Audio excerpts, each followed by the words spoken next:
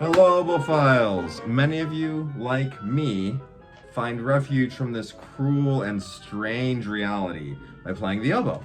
And many of you, like me, will find yourselves not being able to play for a period of time for whatever reason. Maybe you flew off the tire swing in your neighbor's yard and broke your ulna. Maybe you got your wisdom teeth taken out and it's kind of a weird time in your life. Maybe you're going on a trip and you're just not allowed to bring a carry-on.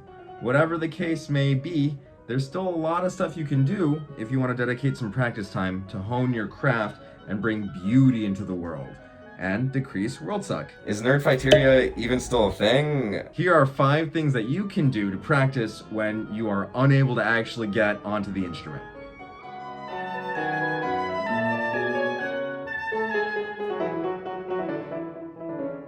The first thing that you should definitely be doing in the best of times, but can really save your sanity when things are not so ideal, is ear training.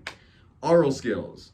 You should definitely be doing some aural skills like routine to help guide your ear and just ground you so that your pitch is informed by some kind of ear guidance. And if you need help with this, definitely ask your private teacher, or if you want to work with me, you can go to my website and sign up for a lesson, and I'd be super happy to help you with that. It's one of my favorite things to work on. But I'll give you this little exercise for free.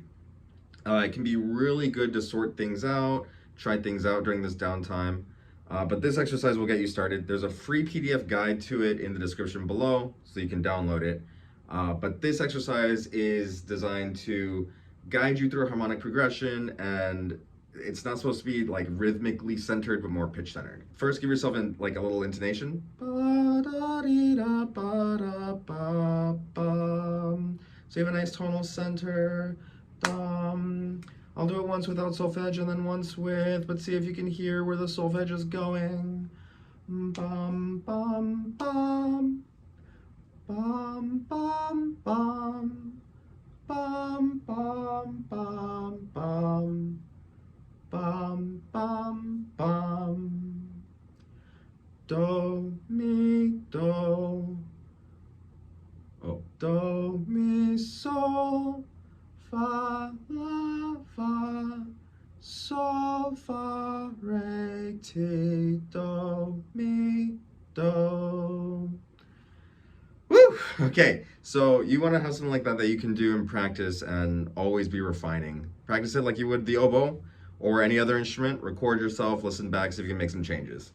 Check yourself with the keyboard. There's 1,000 other things that you can do for aural skills. You could sing melodies with the keyboard, harmonize them. You could do some chorales, voice one at the keyboard and sing the other part. Do, fa, sol, la, ti, do, re, sol, do.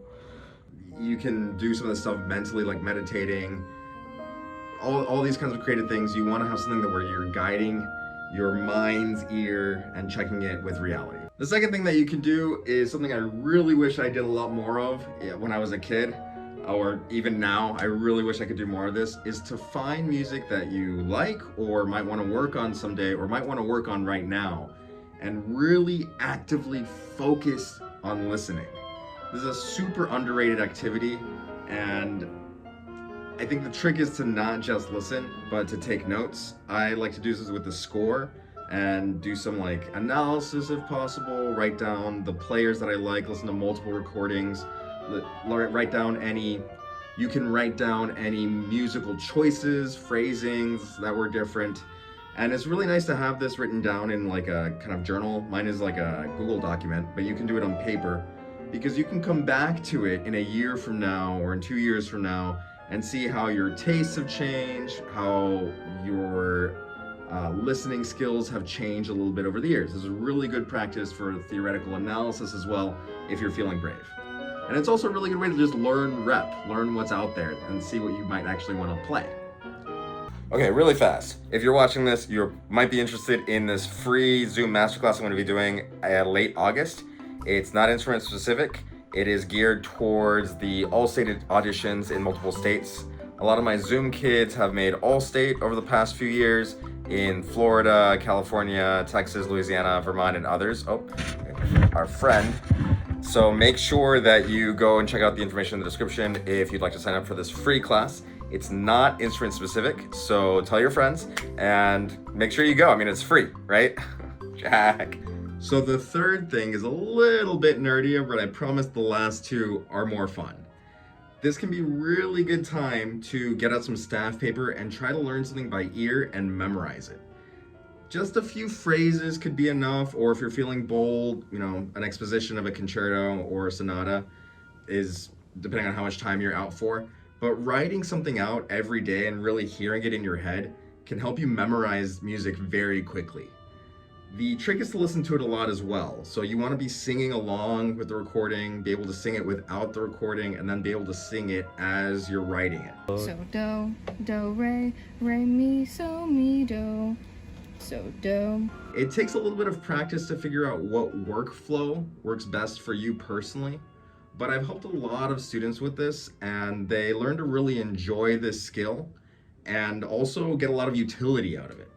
Especially if you don't have a lot of time to practice, this can be a really good thing to learn how to do, especially if you can't play at the moment. Imagine learning or memorizing your repertoire while you're on a plane ride or on a train or in a car, as long as you're not the one driving. Be careful. Number 4 is a little bit more oboe specific. You can put on your favorite show or podcast and process a ton of cane. Lots of it. I personally really dread and hate processing cane, especially when I'm in a crisis of time. So when you have the time, it's really good to process and sort a lot of cane so that when I need to make a read, it's already gouged and I don't have to worry about the quality of the cane and looking for the right piece anymore. And the last tip is to take some time to eat well and enjoy some rest. You will definitely get some perspective by not playing for a few days or a week or 2 or 3. In my case, I just took 3 weeks off because I had some complications with wisdom tooth removal, and I finally got to read some of the Hunger Games books, which I had been wanting to read for like 15 years, so just a little bit late, but they're good. I'm really glad I read them. It's given me a little bit of like humanism and life experience with that. I started playing yesterday, and it's really nice to, I can't play for very long, but it's nice to have a really clean slate on how I'm holding things, how I'm blowing, the sounds I want to be getting out. If you have your own recommendations, I'd love to hear them in the comments, so make sure you put those below. I'm sure it would be really helpful to everyone to know what else they can be working on when they can't really play on the instrument right now. And I happen to know that you, yes, you are not subscribed. And I can't imagine why. So make sure you hit the subscribe button and the notification bell. As always, play beautifully.